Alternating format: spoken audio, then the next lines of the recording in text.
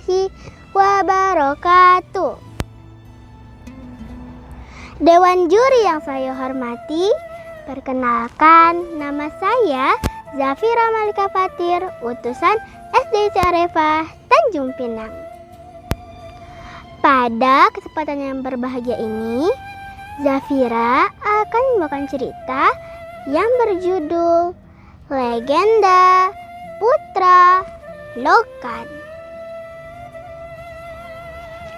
Pada zaman dahulu kala, ada sebuah kerajaan di hulu Sungai Bintang yang diperintah oleh raja yang sangat adil.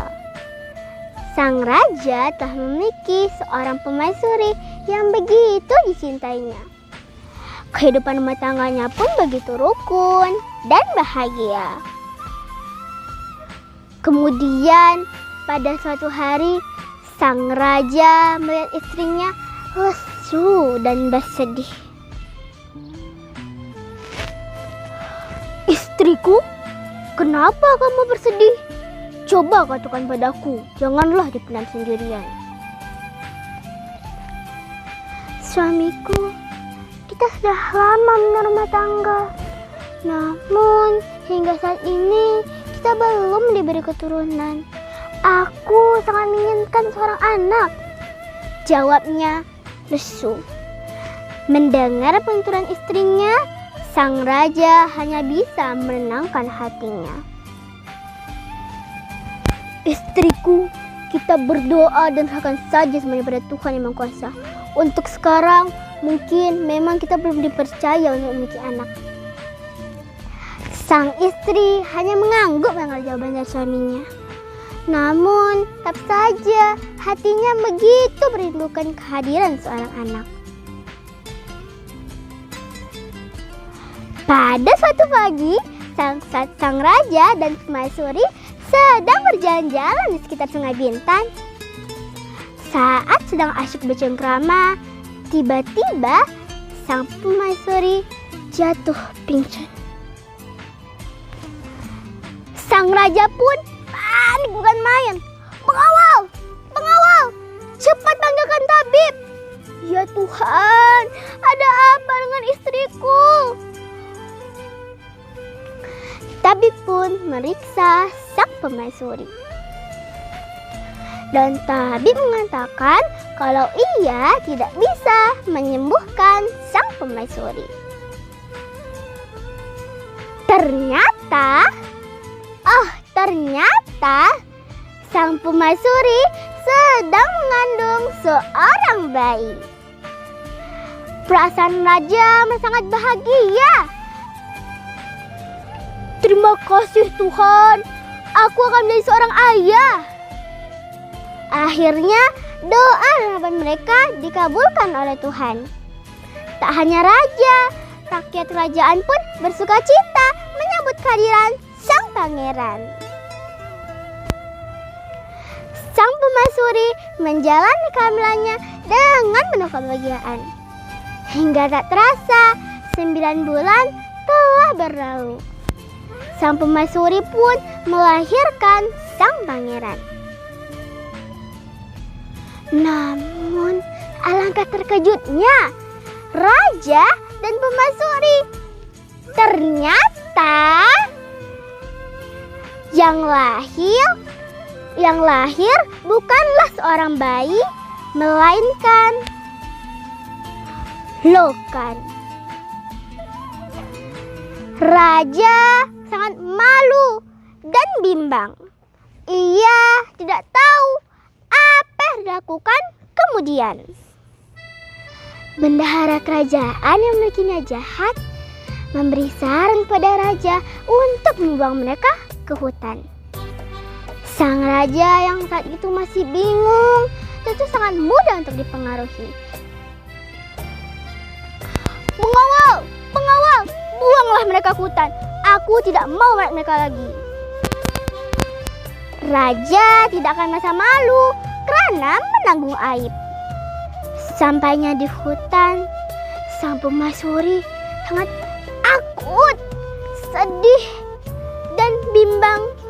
Ia tidak tahu apa yang dilakukan.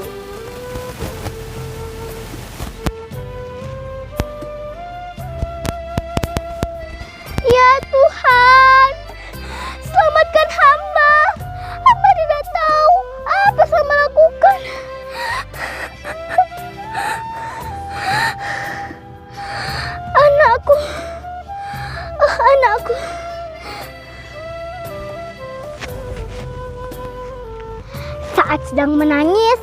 Tiba-tiba ada seorang nenek-nenek yang hampirinya. Namanya Nenek Kebayan. Cu, mengapa kau bersedih? Ada apa, Cu? Karena tidak tega melihat Permaisuri sendirian, sang nenek mengajaknya untuk tinggal bersama. Rumah Nenek Kebayan hanya sebuah gubuk yang kecil dan sempit. Meskipun begitu, sang Permaisuri sangat bersyukur sekali karena di dunia ini masih ada yang peduli dengan ia dan anaknya. Bulan berganti bulan, tahun berganti tahun, hingga tak terasa 18 tahun pun telah berlalu. Sang Permaisuri masih tinggal di gubuk kecil bersama Nenek Kebayan. Anaknya yang berwujud Lokan juga tumbuh dengan sehat dan tinggal di sebuah kolam yang kecil. Namun pada suatu malam saat bulan purnama, tiba-tiba ada seorang pemuda tampan keluar dari dalam kolam. Siapa sebenarnya kau ini, anak muda? Mengapa kau keluar dari dalam kolam itu? Tanya sang Permaisuri. Pemuda itu pun menjawab, "Ampun ibu, itu saya takut. Aku putramu yang telah kau rawat dengan baik." Meski awalnya tidak percaya, tapi akhirnya sang Permaisuri bisa menerimanya juga. Ia sangat bahagia melihat buah hatinya tumbuh menjadi seorang yang tampan dan gagah. Beberapa waktu kemudian, Pangeran Lokan menanyakan pada ibunya kalau ia ingin melihat keadaan istana. Meski awalnya tak mengizinkan, sang Permaisuri akhirnya mengizinkan dan malah ikut serta. Mereka pun mewah sebuah rumah di pinggir kota. Sang Pangeran Lokan menyamar sebagai pedagang keliling agar bisa berjalan dengan bebas dan tidak dicurigai. Menurut informasi-informasi yang dapatkan, ia kaget karena ayahnya tidak lagi menjadi seorang raja. Posisi raja untuk saat ini telah digantikan oleh bendahara istana. Sang raja dibuang di sebuah sumur yang beracun. Ia menceritakan semuanya kepada ibunya. Ibunya mendengar hal itu tentu saja sangat merasa kaget dan menyuruh anaknya untuk membebaskan ayahnya. Meskipun dulu dibuang, sang Permaisuri dan putra Lokan tidak menaruh dendam. Pangeran Lokan mencari strategi untuk membebaskan ayahnya. Lalu dia berpikir, sebelum membebaskan ayahnya, ia harus memberi pelajaran kepada bendahara istana. Setelah rencananya matang, ia langsung menyerang bendahara kerajaan. Dengan peperangan yang sengit, sang Pangeran Lokan berhasil menyerang bendahara kerajaan dan menyelamatkan ayahnya. Awalnya, raja kaget ketika melihat pemuda yang menolongnya. "Anak muda, siapa sebenarnya kau ini?" Dengan tersenyum, pemuda itu pun menjawab, "Aku bukanlah siapa-siapa. Biarkanlah ibuku menjawabnya. Sebentar lagi ia akan datang ke sini." Tak beberapa lama kemudian, sang Permaisuri pun akhirnya datang. Ia sangat kaget ketika melihat istrinya yang telah dibuangnya 18 tahun yang lalu. Sang Permaisuri menceritakan semuanya dan mengetahui siapa bunda yang menolongnya tadi. Raja sangat bahagia ketika mengetahui kalau pemuda menolongnya tadi adalah anak kandungnya. Meskipun begitu, raja juga sangat malu dan menyesal karena telah membuang mereka ke hutan. Sang raja juga merasa sangat marah kepada bendahara kerajaan karena telah menghasutnya dan mengkhianatinya. Namun, apa daya, nasi telah menjadi bubur. Raja tidak bisa mengubah keadaan seperti semula. Raja lalu minta maaf pada istri dan anaknya.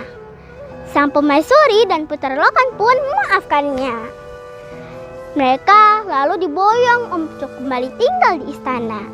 Mereka juga tidak lupa untuk mengajak nenek Kebayan untuk tinggal bersama di istana. Mereka pun hidup bersama dan bahagia.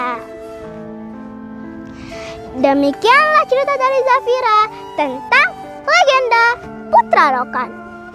Adapun hikmah yang bisa kita ambil dari cerita ini, yaitu pertama, kita harus menjauhi sifat jahat dan tamak. Kedua, kita harus selalu berbuat baik dan tidak boleh menaruh dendam. Ketiga, kita harus selalu berbakti kepada kedua orang tua. Hendak berjasa kepada yang sebangsa, hendak jadi kepala, buang perangai yang cela. Hendak memegang amanat, buanglah hianat. Hendak marah, dahulukan hujah. Pasal 11, Gurindam 12, karya Raja Ali Haji. Wassalamualaikum warahmatullahi wabarakatuh. Sampai jumpa.